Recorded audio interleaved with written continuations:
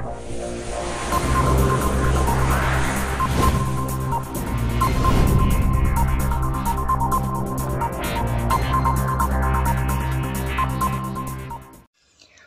assalamualaikum warahmatullahi wabarakatuh. Ketemu lagi dengan saya di SK Tolib Channel dan kita akan kembali melakukan praktikum. Di sini ada 3 jenis larutan. Yang pertama adalah larutan garam, yang kedua adalah larutan cuka, dan ini adalah air murni. Nah, ketiga larutan ini kita akan coba elektrolisis dengan menggunakan sumber arus dari batu baterai. Nanti kita akan lihat apa yang akan terjadi jika ketiga larutan ini kita elektrolisis. Baik, sekarang kita mulai.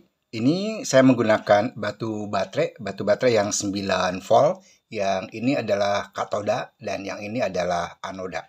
Sekarang kita masukkan ke dalam larutan garam.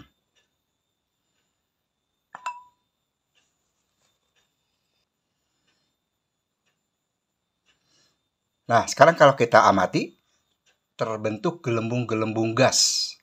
Jadi pada katoda, ini yang katoda, yang kutub negatif, terbentuk gelembung-gelembung gas yang cukup banyak. Nah, ini adalah gasnya gas hidrogen. Dan pada anoda, ini juga terdapat gelembung-gelembung gas, hanya lebih sedikit. Dan ini adalah gasnya gas Cl2. Kita lihat dari dekat.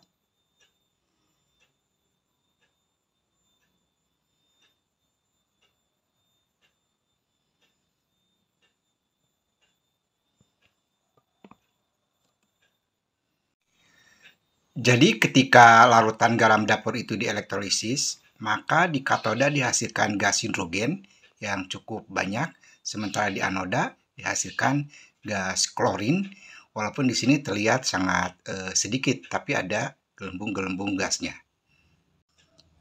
Nah, kalau kita perhatikan, larutan juga berwarna kuning. Sekarang si larutan ini berubah menjadi berwarna kekuning-kuningan karena memang dihasilkan gas klor tadi. Gas klor dari anoda larut di dalam garam dapur ini, dalam cairan ini, sehingga membentuk warna kuning. Bagaimana sekarang dengan larutan cuka? Kita masukkan sekarang batu baterainya ke dalam larutan cuka. Nah, sekarang kita amati, ternyata larutan cuka juga di sini menghasilkan gelembung-gelembung gas di katoda. Ini katoda.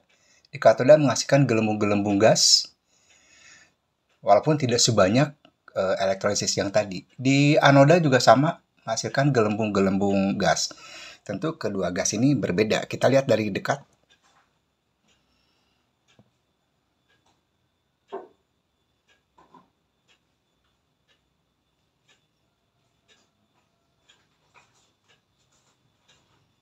Nah, ternyata kalau larutan cuka dielektrolisis juga akan menghasilkan gelembung-gelembung gas, di mana di katoda dihasilkan gas hidrogen, dan di anoda ini adalah gasnya gas oksigen.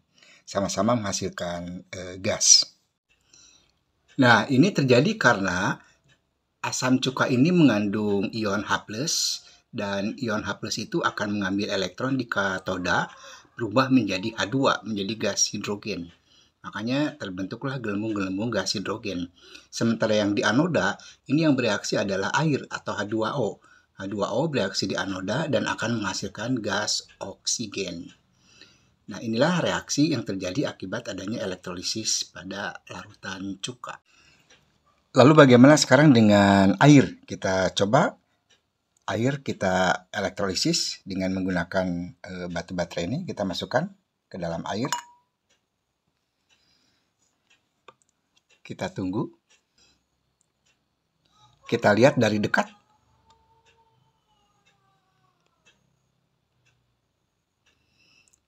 Ternyata air juga menghasilkan gelembung-gelembung gas. Nah, ini di katoda terdapat gelembung-gelembung gas. Ini juga gas hidrogen. Di sini juga sama, di anoda juga terdapat gelembung gas, walaupun jumlahnya relatif lebih sedikit dibandingkan dengan elektrolisis cuka ataupun garam. Nah, kita lihat di situ di katoda lebih banyak, tapi di anoda sedikit saja. Nah, kalau di katoda itu dihasilkan gas hidrogen dan di anoda dihasilkan gas oksigen. Nah, kenapa ini bisa terjadi? Nah, ini di katoda terbentuk gas hidrogen akibat adanya H+. H+ yang mengambil elektron dari katoda sehingga berubah menjadi H2 atau gas hidrogen. Terbentuklah gelembung-gelembung gas hidrogen. Nah, lain halnya dengan yang di anoda. Di anoda ini yang bereaksi adalah ion OH-. Ion OH- bereaksi di anoda dan menghasilkan gas oksigen. Nah, itulah reaksi yang terjadi pada elektrolisis larutan air. Walaupun di sini menghasilkan gasnya sangat sedikit.